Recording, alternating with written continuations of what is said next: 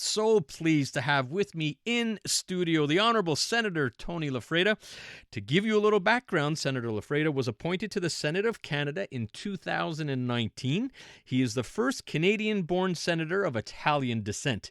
He currently sits on several committees and working groups, including the Standing Senate Committee on National Finance and the Standing Senate Committee on Internal Economy, Budgets and Administration, and he is also the chair of the Canadian chapter of the Parliamentary Network on the World Bank and the International Monetary Fund.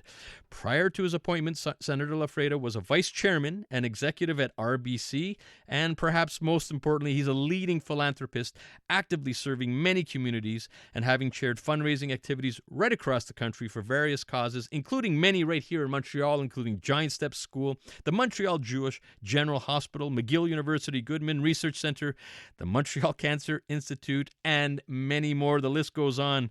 Senator Loffreda, welcome to Life Unrehearsed. Well, thank you. Thank you, Matt. Thank you for having me. Always a pleasure. Well, thank you. You are a very busy man, and I really do appreciate you coming into studio on a Sunday here. And, well, let's get right into it. And this is going to be a little lighter, not your typical heavy-duty political questions here, Senator Loffreda. Let's hear a little bit more about you, and especially early years. I guess you grew up in a Huntsic. Tell us about that.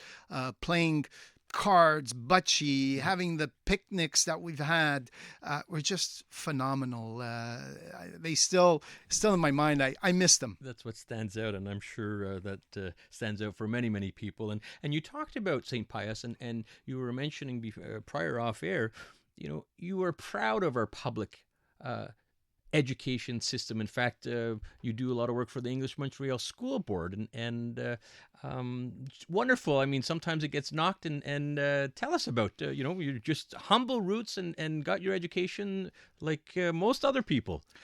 I think it's about I've always said leaders create their own environment. And I think it's the passion you put into your studies. Many young people today, I hear them say, "I want to do what I'm passionate about. I want to work in an industry I'm passionate about." Well, sometimes you have to develop a passion for what you're doing too. And in French, I used to say, "C'est la passion qui fait la différence." And you have to be passionate about your studies and learn from the teachers and get the best out of them. And St. Pius X had great teachers. If I mention one, I'd have to mention so many of them. And I think we've made some great friends along the way. And I think it's English Montreal School Board. You can get a great education in the public system. I'm their campaign chair or their campaign. They gave me a title. I mean, and I learned in life it's not titles. It's leadership. Is about bringing people together, inspiring people, and it's always about people, never about us. So I never pay attention to that. But the English Montreal School Board has great schools. They have great teachers. I've met many of them through the campaign. They just had a contest where the students were asked to draw a Christmas card, my Christmas card, and we chose a winner. And I sent it to everybody at Parliament, all the ministers, the Prime Minister, the Leader of the Opposition. They all got a Christmas card. by the student that won the contest, and we mentioned it. Nice. So I think it's great to have great schools, and I think it's what we put into it that counts the most. And you continued along at Concordia University, also my alma mater, and a big congratulations. You were just, I guess, honored as one of the 50 great Concordians recently in their 50-year anniversary. So congratulations for that. As we talk with Senator Tony Loffreda here on Life Unrehearsed. Now, business career, growing up, got your education and a big stint with RBC. Tell us about your career, and you were there for quite a long time. Well, I was a senior executive at RBC for 15 years. I was in the finance industry for 35. And I think we worked so hard, and it's all about the team and the people that surround you. I say it once again, it's about the people that are around you that makes the difference. And I think what's important as an executive, what was important is getting the right people on the bus and making sure that you inspire them, you coach them along the way. I would always tell them, the worst thing you can do is not tell your boss that he's doing something wrong. And before every major decision, or even the small decisions at times, but before every major decision, I had 7 VPs. Most of them were seniors. And I'd ask each and every one of them, what do you think? What should we do here? Where are we going wrong? What could we do better? And at times you make the decision because you're accountable. Accountability is everything. But you have to ask, and you have to get their input, get their engagement. It's all about employee engagement. If I can say what's the most important thing as an executive is employee engagement. Get the engagement of your people and the values, service, responsibility, integrity, collaboration. Those are values that we lived by, and diversity, because you have to have that too. So you have to have different mindsets, and mindset is so important. Positive attitude, positive mindset. And there's a study they did on the top 25 tennis players, right? I think it was the Tennis Academy, it was the Tennis Academy in Florida that did the research. One of the top tennis academies in the world. They took the top 25 tennis players. And why were the same 5 tennis players always winning the major tournaments? Was it coaching? Was it training? Was it diet? They were all the same. They all had the same coaching, the same training, the same diet. They started at the same age. What made the difference? Positive mindset. After every shot where they, didn't get to the shot, they said, I can do this. I love being here. I love the tournament. I love this game, and I love the people, and I love the crowd. And the positive mindset is what made the difference, what made these top 5 players win consistently, constantly, as opposed to the others. And I'm sure it can be said in many other sports like golfers and so on. But Of it course. starts with positive mindset. And you are one of those with the positive mindset, talking with the Honourable Senator Tony Loffreda, life and times of Senator Loffreda. And he was talking about his earlier educational through the public system and his business career. Senator Loffreda, 2019, very big year, introduced into the Senate. Tell us about that experience of even being asked and how the early days were. Well, it's almost unbelievable, surreal when you're asked. It's a huge honor and privilege to be a senator, I think there's been 1,000 senators. We're over 1,000 now, 1,010 or close to 1,010 senators nominated to the Canadian Senate since 1867. So there is not many nominations to the Senate.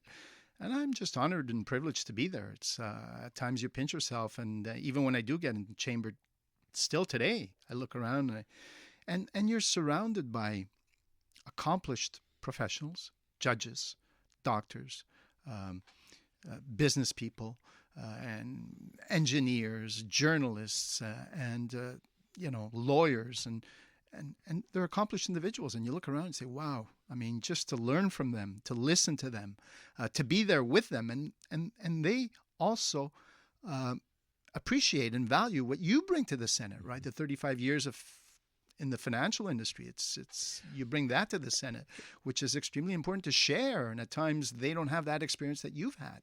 And most importantly, too, at times when there's legislation, because at the Senate, we review legislation. I mean, the Senate provides a sober second thought. We review legislation. We correct it coming from the House of Commons. We correct it. We amend it, give it a real sober second thought. You're going to live with those laws for a long, long time. We introduce legislation.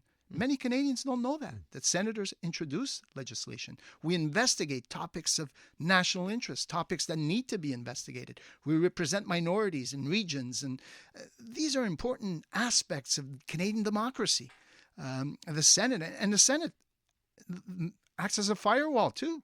If there is a fire, the Senate is a firewall, and nonpartisan at times. Although many will say it is partisan, it always will be.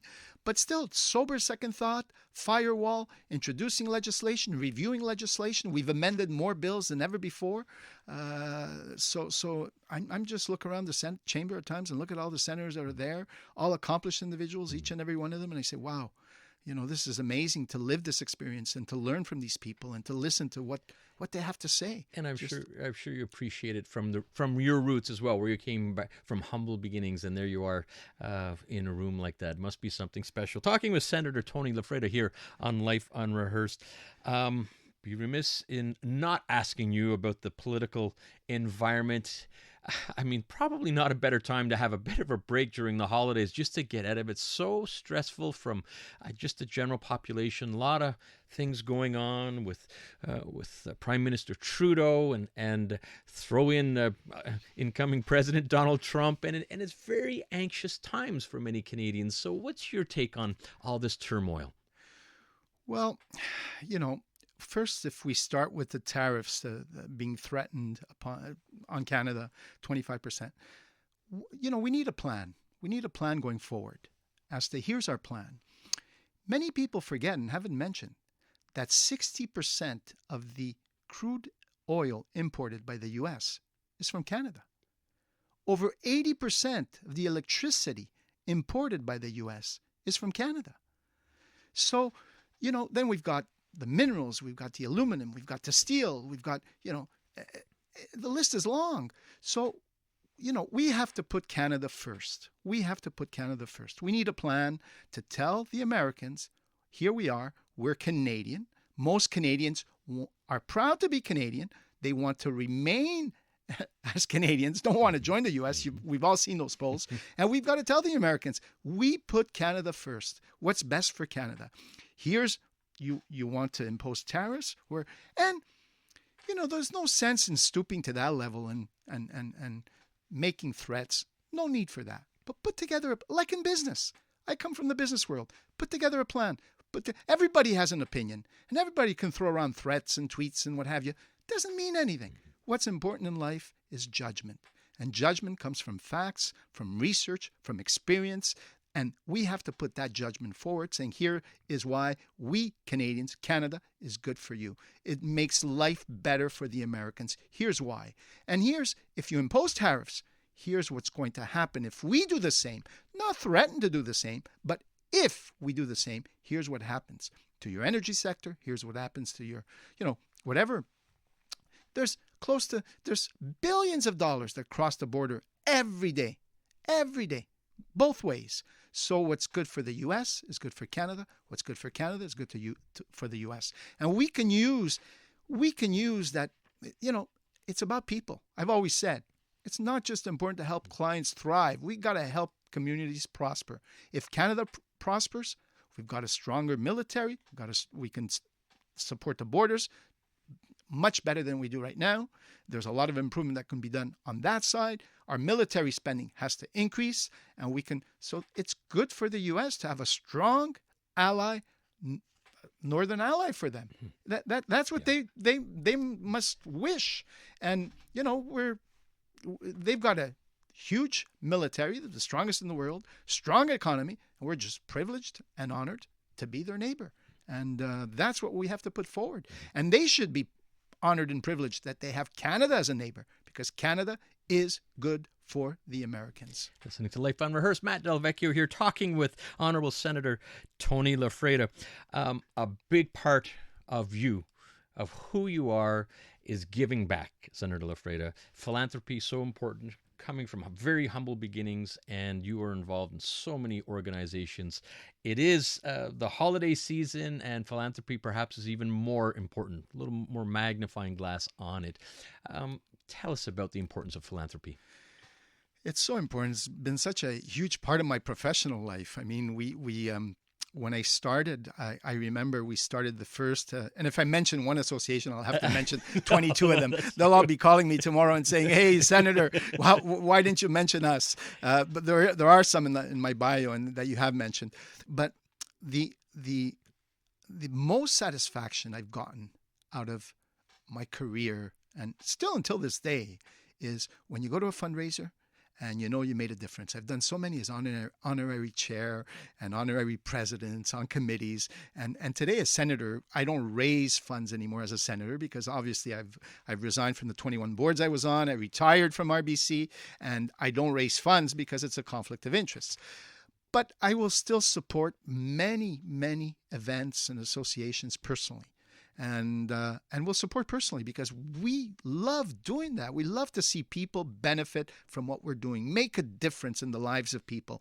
And, you know, when I would be an honorary chair or a president of a fundraiser, and you look at the eyes of the people that are benefiting, that are there that evening, or the call you get 2 months later, or because of that, this is what happened, or because of this is what happened.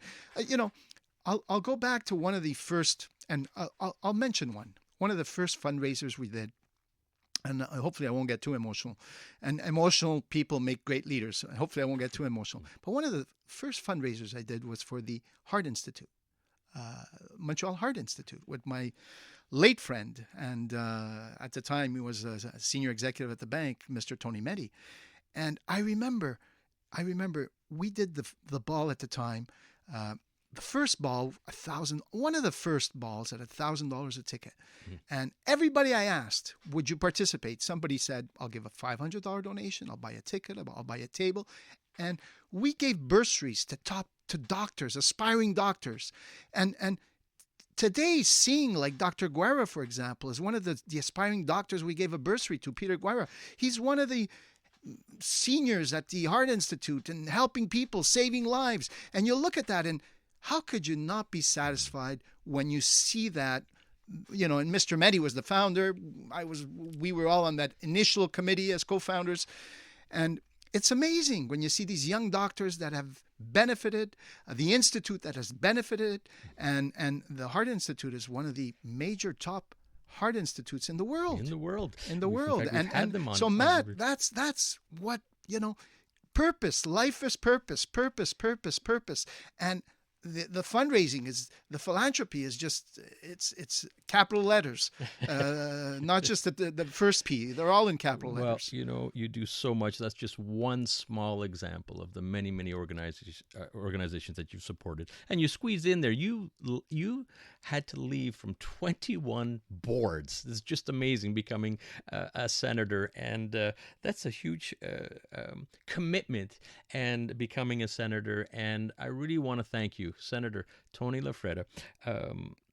Your commitment to Canadians, you're making a difference. You still have a few more years in the Senate. You're going strong, and I want to thank you very much. And on behalf of all our listeners, really appreciate the work that you do for us. Well, Matt, first of all, I thank you for having me here, and I thank Canadians for their support, for following us. I post every day almost showing what senators do. I really take it at heart, and I'm very proud of the Canadian Senate, proud of my colleagues, and I love being Canadian. I love Canada and love this country, and this is why I do it. And I try to make it show every day, and I give it my best, and I do the best I can do. Well, thank you very much. That's Honourable Senator Tony Loffreda here on Life Unrehearsed.